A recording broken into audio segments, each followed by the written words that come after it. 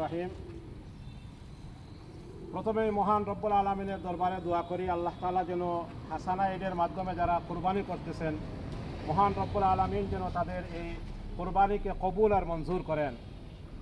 সম্মানিত দর্শক শ্রোতাবৃন্দ, হাসানা ঈদের পক্ষ থেকে 8টি গরু এবং এই দেখেন 20টি খাসি এখানে রেডি করা হয়েছে। এই খাসিগুলা জবাই করা হবে এবং পবিত্র ঈদুল আজহার দিন যারা কুরবানি থেকে বঞ্চিত, কুরবানির মাংস যারা পাবে না, এই সকল অসহায় হতদরিদ্র ফ্যামিলি খুঁজে খুঁজে হাসানা ঈদের পক্ষ থেকে আমরা ইনশাআল্লাহ কুরবানির গোশত বিতরণ করার চেষ্টা করব।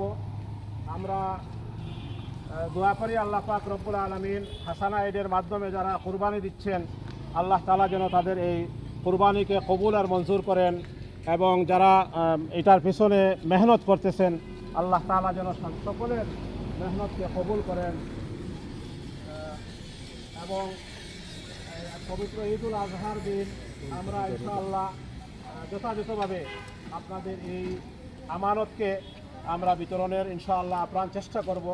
আমরা আপনাদের দোয়া চাই, সহযোগিতা চাই। আল্লাহ তাআলা আমাদের সহায় হন। আমিন।